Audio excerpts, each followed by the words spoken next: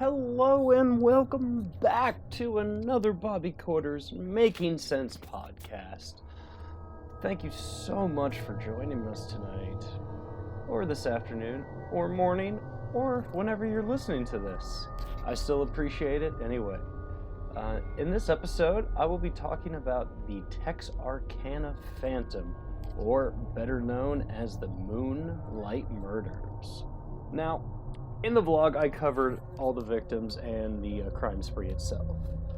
In this podcast, I'm going to kind of talk a little bit about the investigation team that they had, and that will segue into the film that was adapted from this true story. Now, this dream team, if you will, of investigators that all were cooperating with each other in their different agencies, were the main investigators, and the bulk of the information comes from their case reports and studies. Now, there is the Miller County Chief Sheriff's Deputy Tillman Byron Johnson. Johnson was born in the 24th of May in 1911 in Stamps, Arkansas.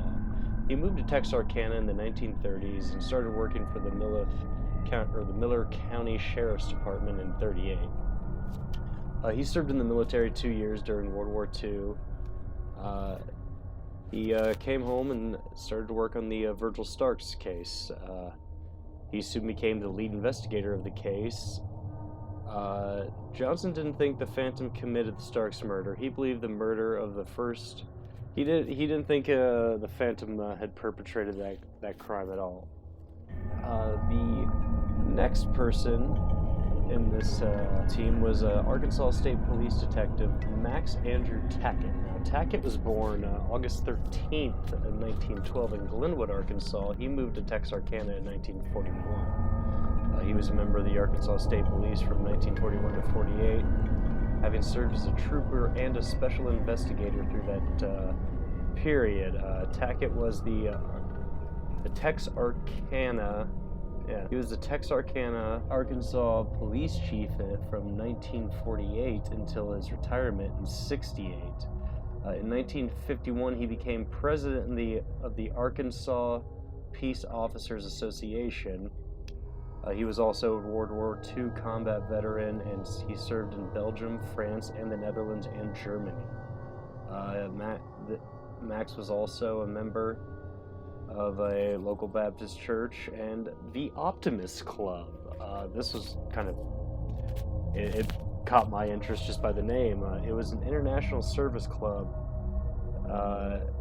with 3,000 clubs and over 80,000 members in more than 20 countries. Its international headquarters is located in St. Louis, Missouri.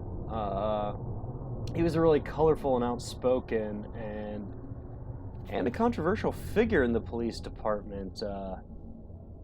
He arrested the leading suspect, who's the arresting officer, for a Yule Sini, after realizing that each night of the murders a car was stolen and later abandoned. The next police officer was a Bowie County Sheriff William Hardy Priestley. Priestley was born April 25th, 1895, in the Red Springs community of Bowie County. He was another Bible thumper at a Methodist church, and that he served 20 years in office as the sheriff. He also had terms as a county commissioner and the county treasurer, as well as the sheriff.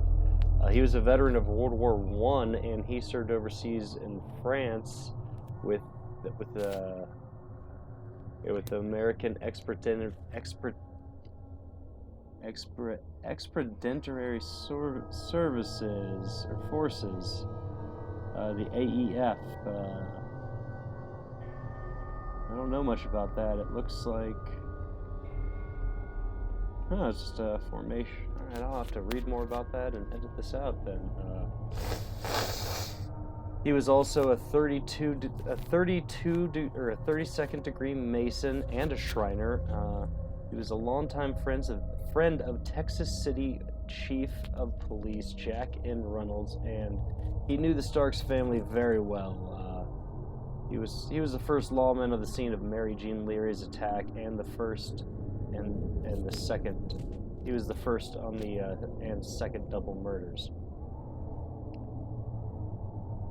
Texas Chief of Police Jackson Neely Runnels was born September 26, 1897. Reynolds was a longtime friend of Bowie County Sheriff Priestley, and they were the first officers on both double murders. Yeah, looks like he also just had a long this. The majority of the information I've been able to find on a lot of these guys was really small. Like, they didn't have a lot about what they actually found in their case studies or anything of the sort like that. Now, except for this last guy, Captain Manuel Terrazaris Gonzalez, or the Lone Wolf, as his nickname says. He was born in Cadiz, Spain. I'm probably butchering that, but if you've been watching my vlogs and listening to my videos for a long time, you know I kind of have a tendency to always do that. He was a naturalized American citizen. He married in 1920, and enlisted in the Texas Rangers the same year. He was in charge of controlling gambling, bank robbery, bootlegging, narcotic trafficking, prostitution, riots, and general lawlessness from Red River to Rio Grande, and from El Paso.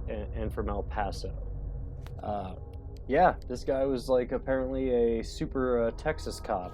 Like, you know, he's a super Texas Ranger, the most super Texas Ranger that has ever existed, apparently. But the majority of his case findings and his case report was the basis for the feature film that these killings were based off of, The Town That Dreaded Sundown. The Town That Dreaded Sundown is definitely within my top 10 favorite horror movies of all time. It is just a true suspense movie made in '76. Yeah, it's really great, and the thing that I really liked the most about it is that it is a very underrated and almost under the radar horror movie. It's definitely something I strongly recommend you check out. Yeah, it's truly bone chilling. But, you know, this is about all the time I have for this podcast. Next two videos and vlogs coming up are going to be pretty awesome. I'm not going to lie. I'm very excited to get into these next two. The next two will be the Black Dahlia and the Zodiac Killer. Well, until next time, thank you for tuning in to a Bobby Quarters Making Sense podcast. Thank you, and take care.